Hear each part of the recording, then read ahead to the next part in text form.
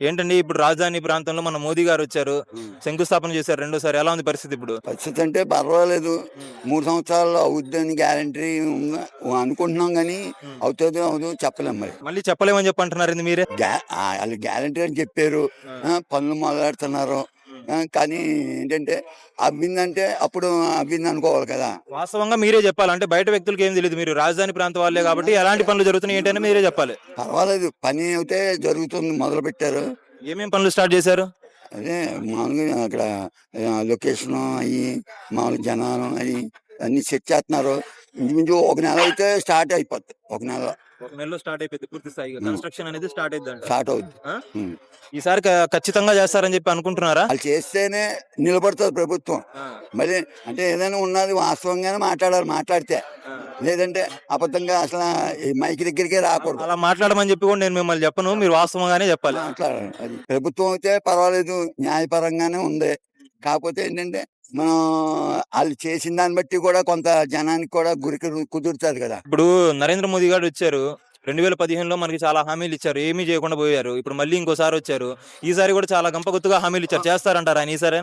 ఒకసారి చెయ్యకపోయినా రెండోసారి చేస్తారని ఒక నమ్మకం ఉంటది. మూడోసారి అంటే పక్కన పెడతాం. మరి చంద్రబాబు నాయుడు గారు మళ్ళీ ఇప్పుడు ల్యాండ్ పూలింగ్ చేసుకుంటున్నాం అని చెప్పి ఇంకా మాకు భూమి కావాలని చెప్పి అంటున్నారు. మరి భూమిని తీసుకోవడం సమర్థిస్తారా రాజధాని ప్రాంత వాసులుగా మీరు? తగిన పైసలు ఇస్తే ఇస్తారు. తగిన పైసలు ఇస్తే. గతంలో ఎంతకు అమ్మారు? గతంలో అంటే అయన్నీ రకరకాలుగా జరిగినియి. ఆ! అప్పుడు వాల్యూ తెలీదు. ఎంతకనో అమ్మేశారు. ఇప్పుడు ఆ ప్రతి ఊళ్ళో కూడా ఆళ్ళ రేటు. గవర్నమెంట్ రేటుకి ఇవ్వరు. ఆళ్ళ రేటుకైతే ఇస్తారు. లేతే ఇవ్వరు. డ్రింక్ చేస్తారా? ముందా? ఆ! ముందు చేయరా? అంటే ఏపీలో లిక్కర్ స్కామ్ ఎక్కువ జరుగుతుందని చెప్పి గత ప్రభుత్వ హయాంలో జరిగిందని చెప్పి అంటున్నారు కదా! దాంట్లో జగన్మోహన్ రెడ్డి గారే ఇన్వాల్వ్ అయ్యారని చెప్పి అంటున్నారు. మనకు తెలియవు. మందు సంగతి అయితే నాకు తెలీదు. మన సంగతి తెలీదంటారు. సరే ఇప్పుడు ఈ రాజధానికి సంబంధించినటువంటి ప్రతి రూపాయి కూడా మనం అప్పులే తీసుకొస్తున్నాం. అది బ్యాంకులు కావచ్చు, లేకపోతే కేంద్ర ప్రభుత్వం నుంచి కావచ్చు. అవి మొత్తం మరి తీర్చే సత్తా ఉందంటారా మరి దగ్గర? ఏమో ఇప్పుడు ఏదైనా సరే గుణపం తెగేస్తే కానీ భూమిలో దిగదు.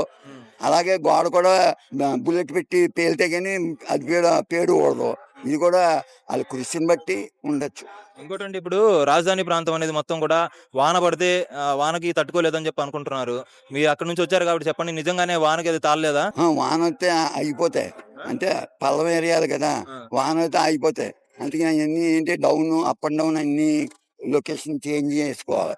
ఆ! అది. ఇది ఎగుడు దిగులు మొత్తం కూడా సరి చేయాలంటారు. ఇప్పుడు ఇది ఉంది. ఇక్కడ వస్తే కనుక ఇలా పోసినా వెళ్ళిపోతాయి. అక్కడ ఎల్లవు ఆగిపోతాయి. రాజధాని అంటే ఒక స్పెషల్ అటాచ్‌మెంట్ ఉంది ఏపీ ప్రజలందరికి కూడా. దానివల్లే ప్రభుత్వాలు కూడా మారిపోతున్నాయి.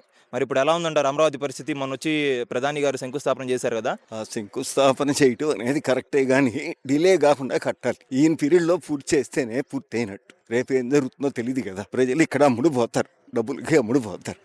ఎవరికైనా వేయొచ్చు. డబ్బులు కూడా ఇస్తే ఆడికిస్తారు. అందుకని ఈయన టెన్యూర్‌లో చేయగలిగితేనే చేసినట్టు. లేకపోతే పూర్తి కాదు. సో మీరు అమరావతినే సపోర్ట్ చేస్తున్నారు. అంటే ఒక వర్గం వాళ్ళందరూ కూడా 3 రాజధానులని చెప్పి గత 5 ఏళ్ల కాలంలో చెప్పారు కదా! ఇప్పుడు అమరావతి ప్రాసెస్ మొత్తం కూడా స్టార్ట్ అయినప్పుడు వాళ్ళు దీన్ని అడ్డుకట్ట వేసే అవకాశం ఉందంటారా? చేయలేరు. చేయలేరా? చేయలేరు. ప్రజాస్పందన అనుకూలంగా ఉంది. అయితే నరేంద్ర మోదీ గారు 2015లో చాలా హామీలు ఇచ్చారు. అవన్నీ కూడా నెరవేర్చలేకపోయారు. ఇప్పుడు కొత్తగా వచ్చేసి ఆ? నమ్మదగిన వ్యక్తి కాదు. ఎవరు మోదీ గారా? ఇప్పుడు వచ్చేసి మళ్ళీ ఇప్పుడు చాలా హామీలు ఇచ్చారు. ఈయన ఇస్తారంటారా? ఏం చేస్తాడో తెలియదు. నా వ్యక్తిగతంగా అయితే నమ్మదగిన వ్యక్తి కాదు. నమ్మదగిన వ్యక్తి కాదు. అదే వీళ్ళు కూటమి ప్రభుత్వం వాళ్ళు చెప్పినట్టుగా ఈ 3 ఏళ్లలో అమరావతి అయితే కంప్లీట్ అవుతుందని చెప్పి అనుకుంటున్నారా? కారణం ఏంటంటే 12 కేసులు ఉన్న జగన్మోహన్ రెడ్డిని ఆయన సపోర్ట్తోనే ఆయన సర్వైవ్ అవుతున్నాడు. ఆయన రూల్ ప్రకారం వెళ్తే ఆయన వరకు వెయిట్ ఉన్నాడు. మరి అరెస్ట్ చేస్తారా మరి ఆయన్ని? చేయడు. ఏమో కూటమి ప్రభుత్వం వాళ్ళు శతవిధాలుగా ప్రయత్నిస్తున్నారు కదా ఏపీ లిక్కర్ స్కామ్ లో వేసేద్దామని చెప్పి. ఇప్పుడు ఈడీ వేశారు కదా, ఎవరిని? ఈ ఎన్ఫోర్స్మెంట్ డైరెక్టరేట్ వేశారు కదా, ఆ. డిలేకి కారణం అదే అవుతుంది. ఇంత క్లియర్ కట్ గా అన్ని ఎవిడెన్సెస్ మొత్తం కూడా ప్రొక్యూర్ చేసుకుంటున్నారు. కానీ అరెస్ట్ చేయకపోవడానికి గల కారణం ఏంటంటారు? మోదీ గారే డాడీ లాగా మారిపోయి గాడ్ ఫాదర్ అవుతున్నారు ఈయన కోసం. ఆమె చెప్పింది కదా, ఫైనాన్స్ మినిస్టరే చెప్పింది మా దత్తపుత్రుడే.